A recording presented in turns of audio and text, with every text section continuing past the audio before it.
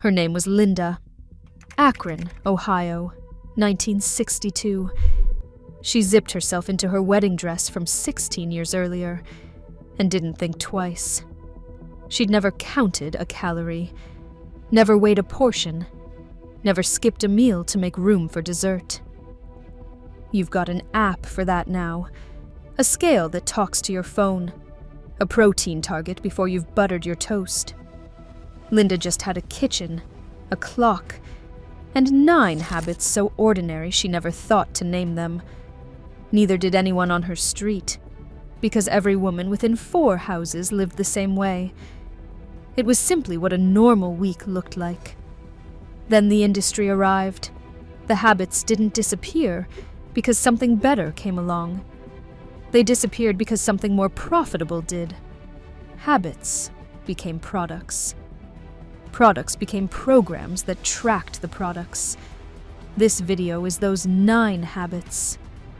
It's exactly what this channel exists to make. Subscribe. Then let's go. They never snacked between meals. In Linda's kitchen, the cookie jar sat right there on the counter, same as it might today. Heavy lid. Glass scalloped at the rim. It caught the afternoon light through the window over the sink every day around 2 o'clock, like clockwork, the light moving an inch further down the counter as the season turned. Between noon and 6, that jar might as well have been bolted shut.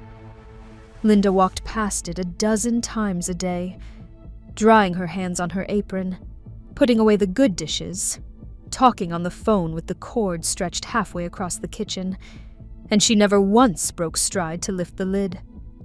Her own kids knew better than to ask before supper, and they never did, because they'd never once seen her do it either. There was nothing to resist, because nothing was being offered.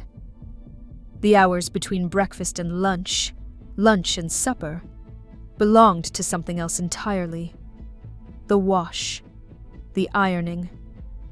A neighbor on the line talking about nothing in particular. The receiver pressed warm against her ear for 20 minutes at a stretch. Food simply wasn't one of the somethings that happened in between. An ocean away, the seed of what would eventually change all that was already in the ground. In 1956, Cadbury ran an ad campaign for a biscuit called Snack, built around one line: bridge that gap with Cadbury's Snack. There was no gap. The ad invented one, gave it a shape and a name, and then sold the only product built to fit it. That's the whole model in 5 words. Manufacture the absence, then sell the bridge across it. It didn't happen overnight. It happened the way most of these things happen. One ad campaign, then another, then a whole industry, built around the same 5 words, until within a generation, the gap between meals stopped being a line of ad copy and turned into something people actually felt, as real and insistent as hunger itself. Linda never felt it. There wasn't a gap in her day to bridge, and nobody had ever told her one existed. There was just the next meal, showing up exactly when it always showed up. Her dinner plate was 9 inches across, white, with a thin gold ring near the rim, one of 8 in a box that showed up as a wedding gift in 1958, and never once needed replacing. It survived 3 house moves without a single chip, wrapped in the same newspaper every time, set in the same cupboard, each new kitchen as if the cupboard had been waiting for it, the gold ring catching the overhead light the same way it always had, no matter which house it was sitting in. Beside it, a smaller plate for bread and butter, set above the fork, a quiet bit of table architecture that arrived with the set. No instructions needed, the same way a fork goes on the left. Linda filled the dinner plate the same way most nights, meat taking up roughly a third, vegetables a third, potatoes the last third. Whatever was left over went straight back into the pot on the stove, not onto her plate for seconds. Nobody had asked for. The plate did some of the deciding for her. There simply wasn't room for excess. The geometry made the call before she ever had to. Researchers studying this, decades later, found something almost embarrassingly simple. Double the size of a plate, and people serve themselves and eat about 41% more food. Not because they're hungrier, because a fuller-looking plate reads as a normal portion, and a half-empty one reads as deprivation, and nobody likes feeling deprived at their own dinner table, even when nothing about their hunger has actually changed. Dinnerware manufacturers spent the back half of the century quietly growing the product, inch by inch, marketed each time as more generous, more modern, better value for the dollar, never once advertised as the plate that makes you eat more, even though that's exactly what they were selling. The bigger plate didn't satisfy an appetite.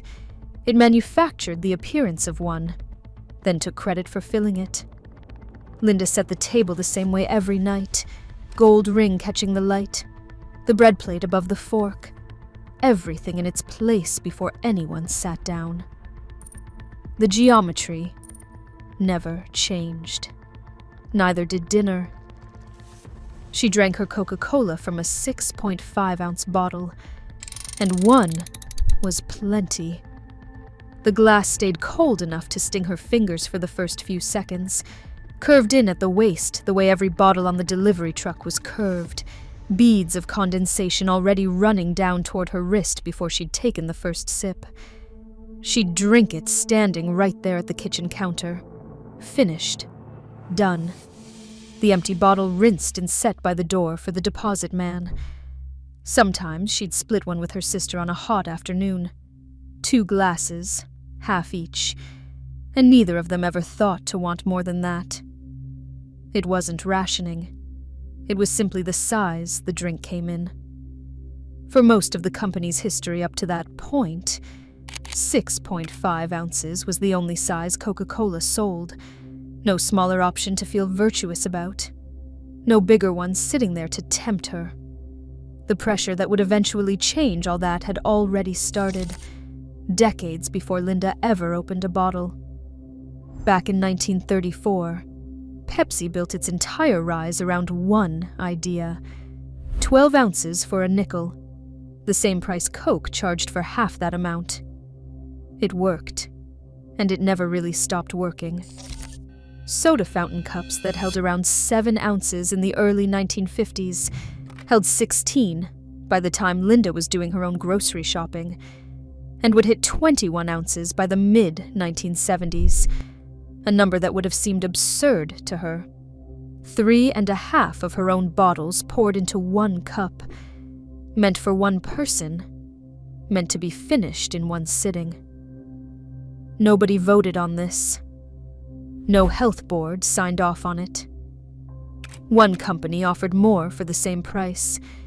The other matched it just to survive. And the basic unit of a soda quietly tripled over 2 decades, sold the whole time as a better deal, never once as 3 times the sugar.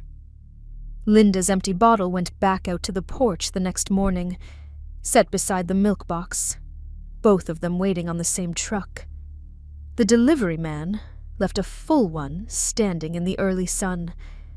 By the time she'd finished her coffee, it was already cold again, beaded at the shoulders, catching the light through the screen door. She never owned a pair of sneakers. By the time Linda finished the laundry, hung it on the line and pinned it against the wind, scrubbed the kitchen floor on her knees with a brush instead of a mop, beat the rug over the porch railing until the dust stopped coming, swept the front walk before the neighbors were even up, and walked the 8 blocks to the butcher and back, with the bags cutting thin red lines into her palms. Her day had already done what a gym membership does now, except nobody had to schedule it. Nobody had to drive anywhere to get it. There was no separate hour carved out for exercise. No mat unrolled on a bedroom floor at 6 in the morning. The exercise was just the day, worn into the shape of ordinary tasks, until it disappeared inside them completely.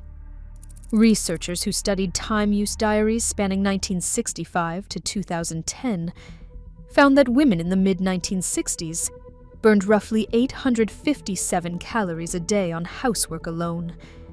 The washing, the cleaning, the cooking done from raw ingredients with her own 2 hands.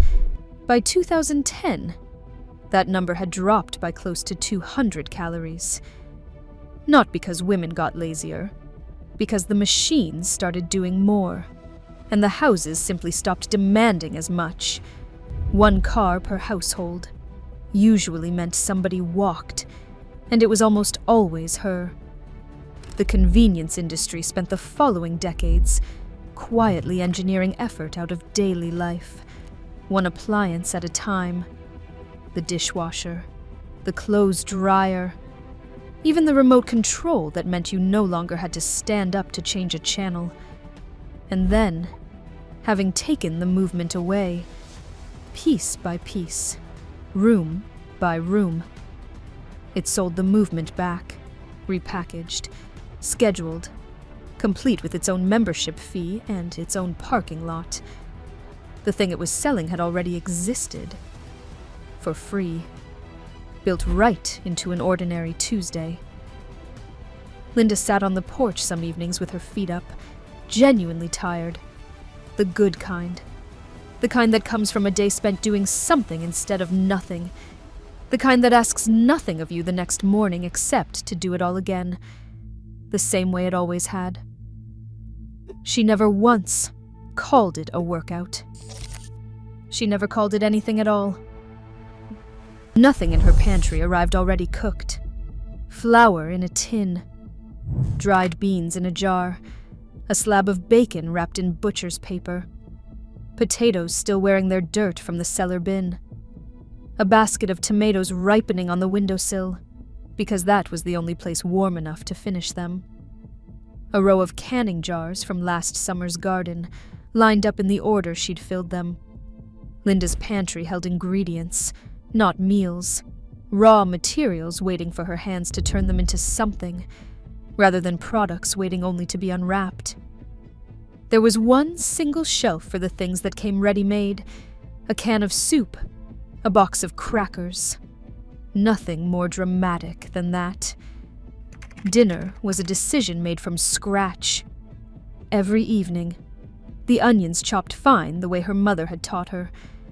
Not a box pulled from the freezer with the choice already made for her by somebody else's marketing department.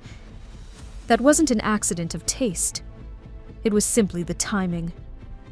When Swanson introduced the first mass-market frozen TV dinner in the fall of 1953, turkey, cornbread stuffing, peas, sweet potatoes, all sealed into a 3-compartment aluminum tray for 98 cents. It was pitched directly at women like Linda's mother as a rare exception, not a daily habit. The early ads showed an elegant woman in a smart suit and gloves pulling one from a grocery bag. The implication unmistakable. This was a treat, a night off, something you reached for occasionally and felt no shame about, never the main event of an ordinary week.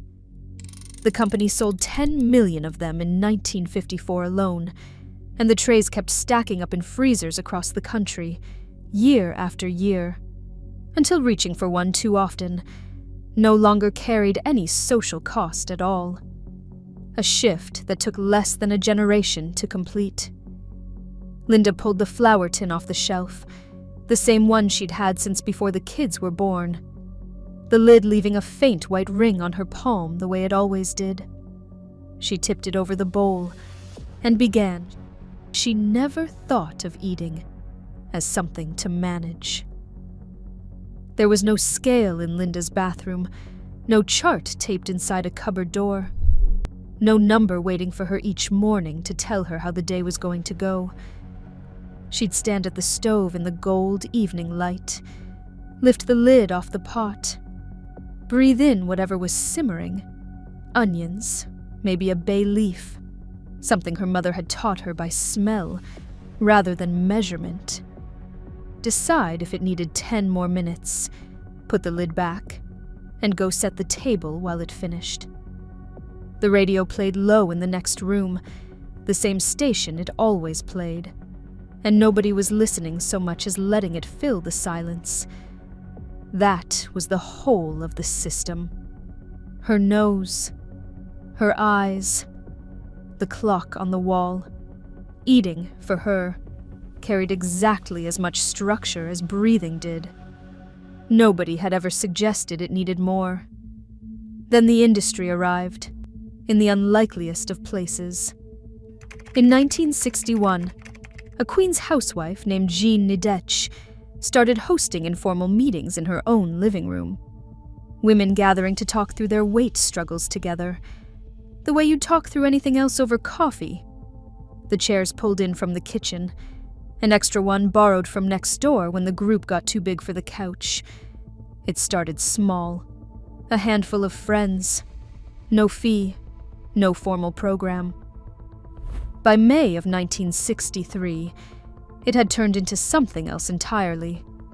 A rented loft above a movie theater in Little Neck, Queens. 400 women showing up to a meeting nobody had even advertised, each one paying $3 for the privilege of attending.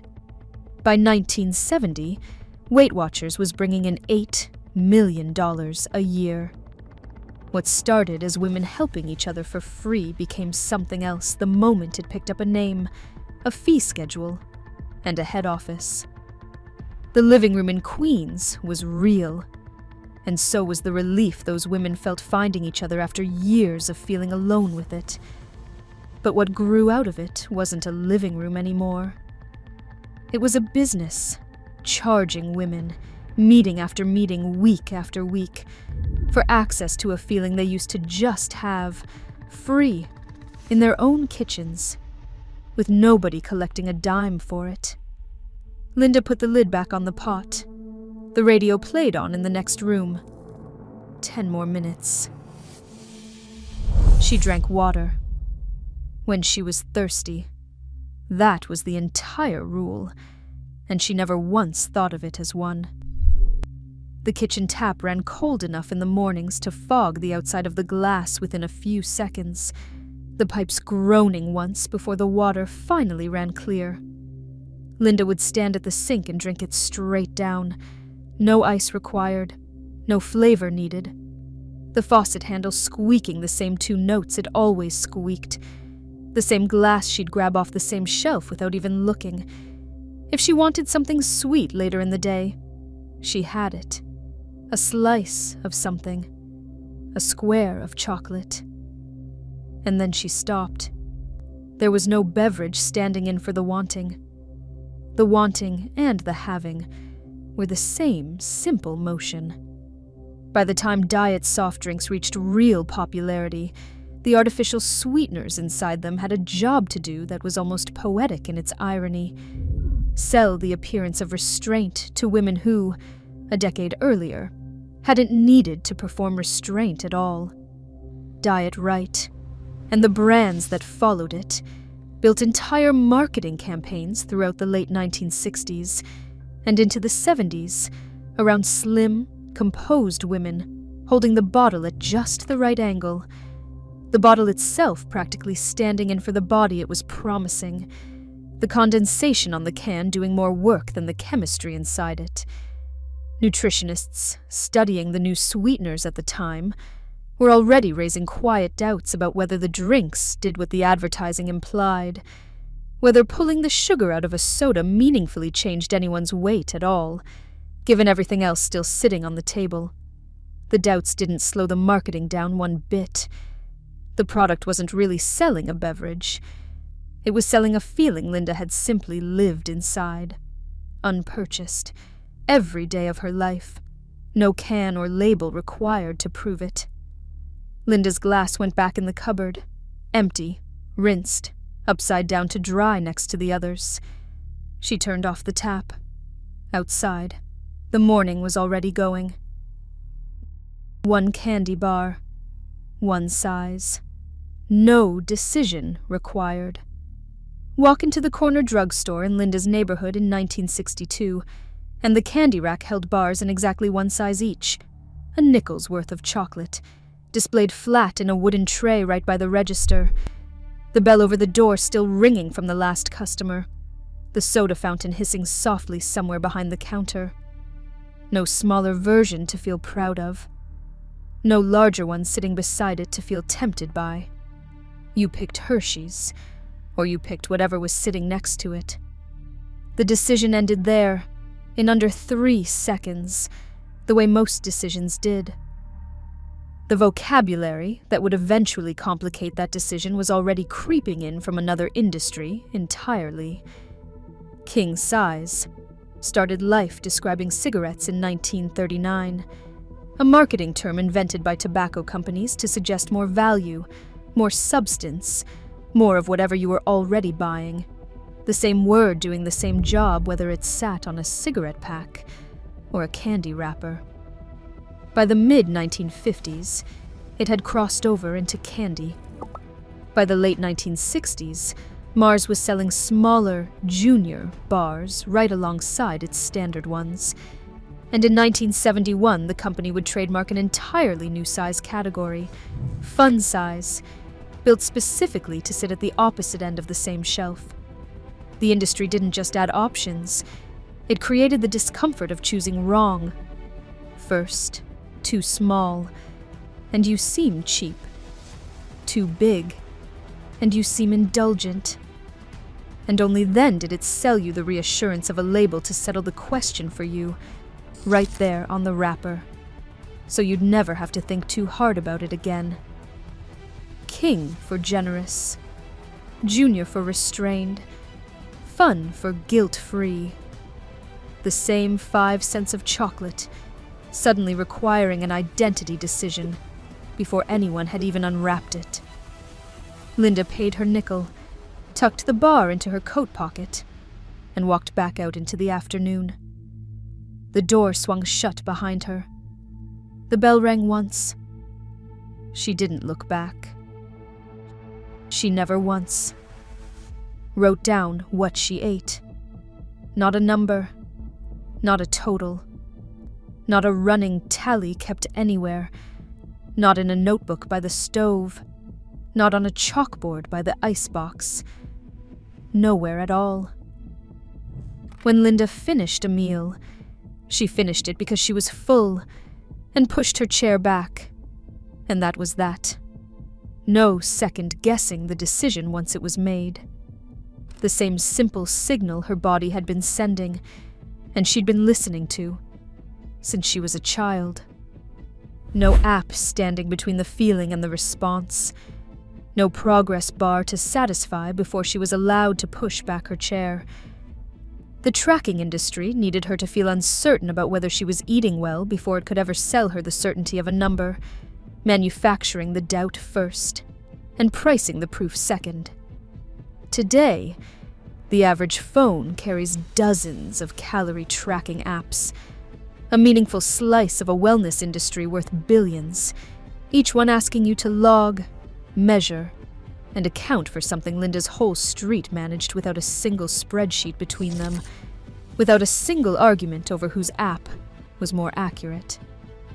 Eating well stopped being something you simply did. It became something you had to prove, one entry at a time, to a number on a screen that never once asked how the food actually tasted. Linda's kitchen never asked her to prove anything. She cooked, she served, she ate, and then she went back outside to hang the wash before the afternoon turned cool, finished with dinner, the same way she'd finished everything else that day, without a number in sight, and without ever once needing one. The wash snapped once in the wind, and for a moment that was the only sound either of them made.